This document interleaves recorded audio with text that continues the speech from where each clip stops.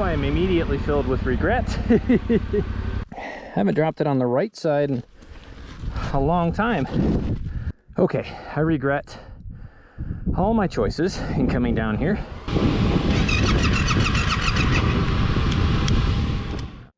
Hey, Noah Waika here. It's been quite a while since I posted anything on YouTube. Today I'm going to post something. It's going to be kind of fun. We're going to take the T7 out north of Owl Canyon, here north of Barstow, California. The Army basically gave me a choice and said, hey, we can move you to Louisiana or we can move you to California. I thought for about 2 seconds and said, California. So here we are. Here's all the boxes behind me that I'm not going to unpack today because we're going riding. Anyway, we're going to take the bike out in the desert and get it in the environment that it was kind of designed for. And I'll talk a little bit about its performance. First stop of any journey, always gas.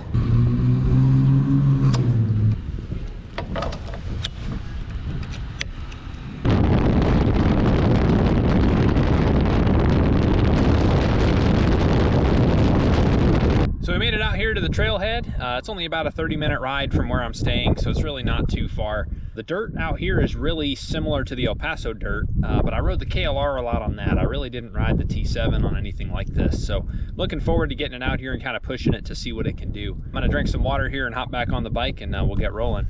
So I have a external microphone adapter coming for this GoPro. This is the Hero 8. The El Paso videos that I was filming were filmed on a Hero 3, and I had an external adapter for that one. That let me run like a lav mic into my helmet so that you can hear a little bit better. This one I'm just gonna have to be talking loud until that thing comes in, but let's get rolling.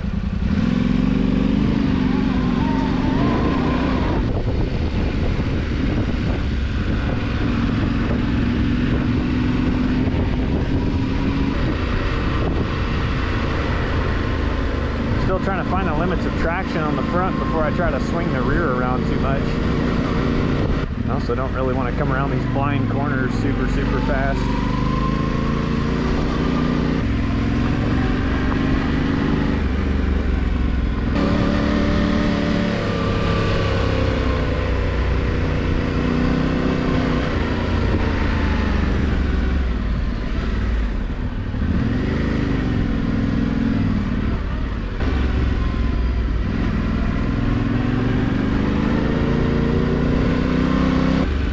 These are all dirt formations.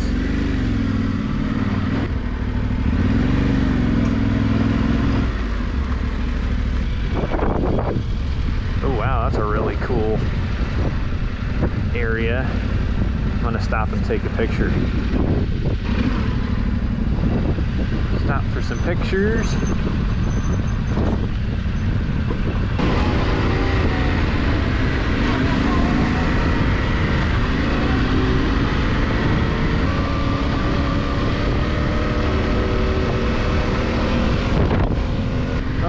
Up in a creek bed. I kind of missed filming the entry because I was trying not to dump the bike. A little bit sandy.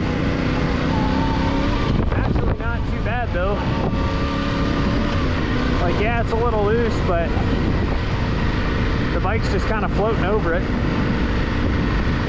So the last time I was out here, I ended up on this super rugged double track, and I didn't have the GoPro on because I hadn't 3D printed the mount for it yet, but like all that really nice graded stuff sort of goes away, turns into this, which is really fun. I think I can probably spot my tire tracks the last time I was out here. But the T7 just feels super planted on this stuff.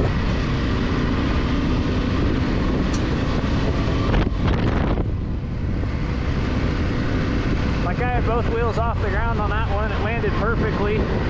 Just kind of tracked straight.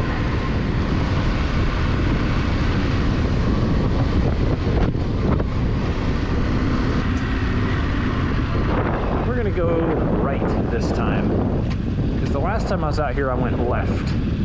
So let's see what this side has in store for us. I think I'm gonna take the road that looks a little bit better, although they both kind of look a little loose.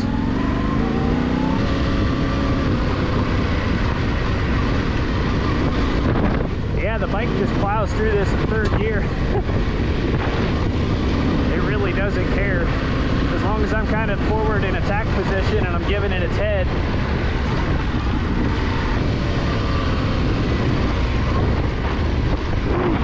right there. Ooh, sandy. Woo! Kind of got ahead of myself there.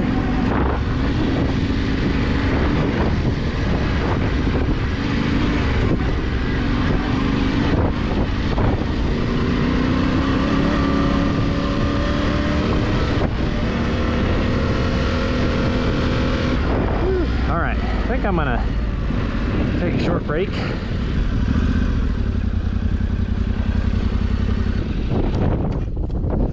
That's what I kind of forgot about El Paso, is that when you're out here in the desert, you have to drink a lot more water. You have to just really be mindful of how hot you're getting. Even though it's cloudy, it's only like 80 something. I'm still working pretty hard. So far, I'm loving it though. The T7 is just crushing this stuff and eating it up.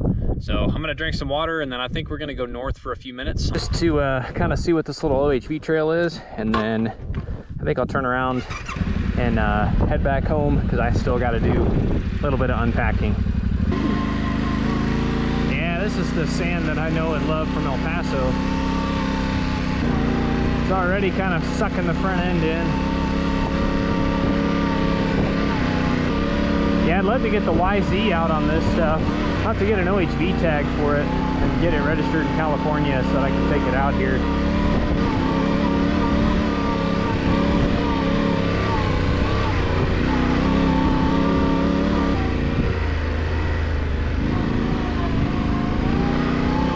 This thing self-stabilizes when it starts to lose the front so much better than the KLR. The KLR, when it would do something like that, where the side of the tire would catch and start to go in a direction, the KLR would just fall immediately into that direction. The T7 fights its way through it a lot better.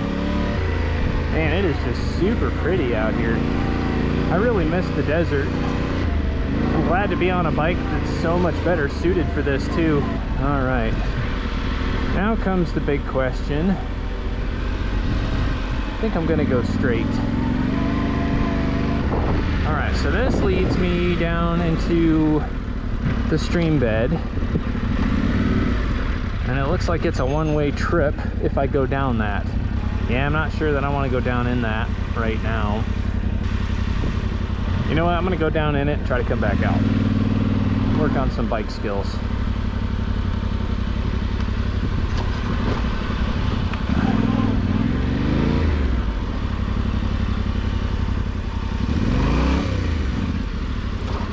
I'm immediately filled with regret. There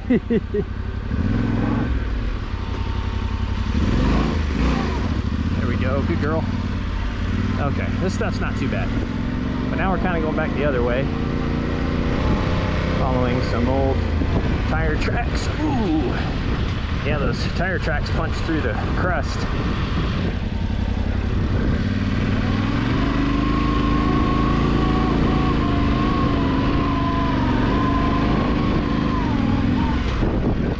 So, noted, I don't want to be in the tire tracks.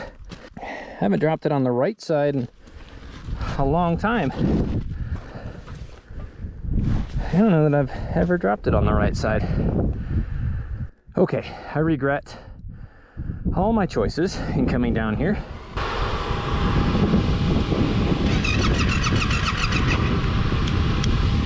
All right, let me cycle the key.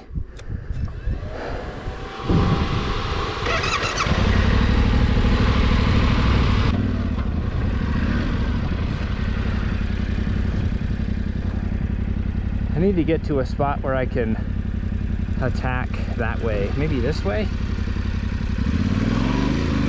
See if I can just power through a little bit. There we go.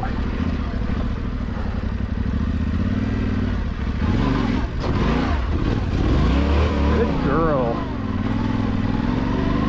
I could not have done that on the KLR.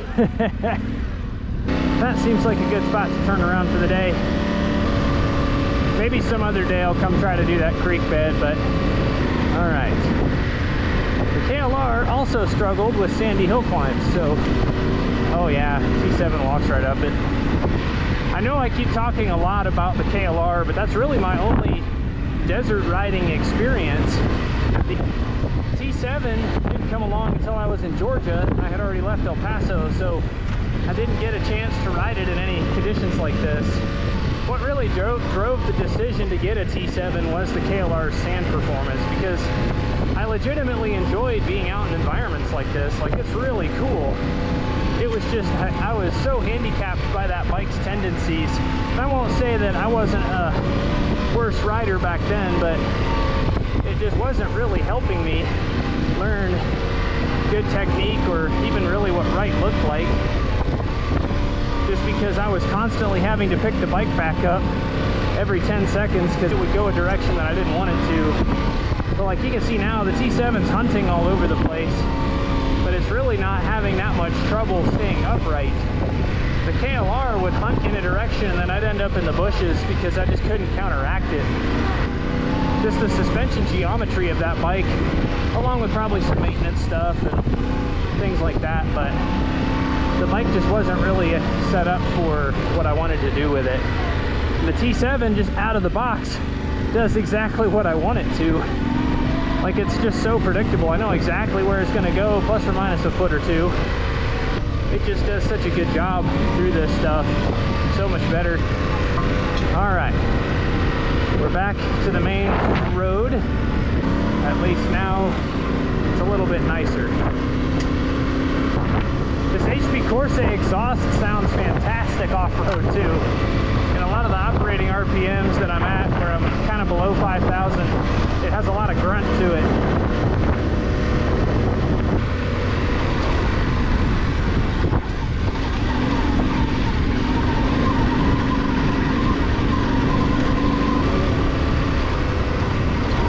That's a big G out.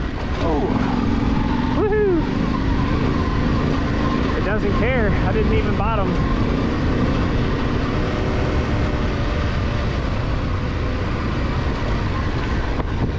I know when the terrain starts to go down, I can expect a stream crossing.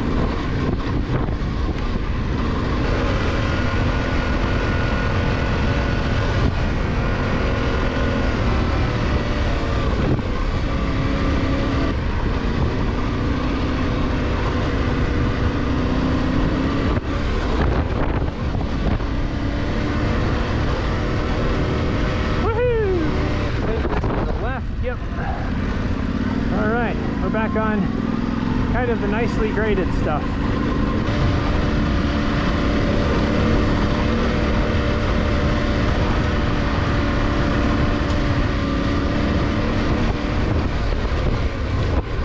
Ooh. I gotta be careful with those because when I get in that rhythm, it wants to throw the rear end around just a little bit. I just gotta be really mindful. This is a lot of bike to crash.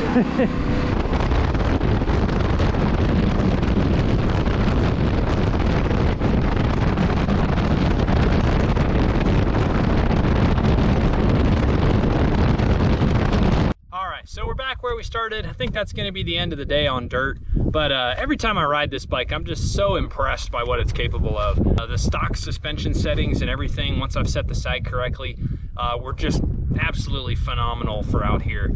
I bottomed it out maybe one time, and that was when I hit a G out a little bit too hard. It's just such a fantastically set up bike, and I'm so happy with it. I really can't wait to ride it more in the desert. I'm almost 10,000 miles into it. I think 9,700 is on the odometer now. It's been such a fantastic bike. I'm gonna do a whole lot more riding around the Mojave, so stay tuned on the channel for some of my other rides. Johnson Valley is about an hour south of me, so I really want to go see the King of the Hammers course, either on the YZ or on the T7. And I just want to keep exploring this awesome desert. But I've got some other adventures planned, so stay tuned, ride safe, and I'll see you in the next video.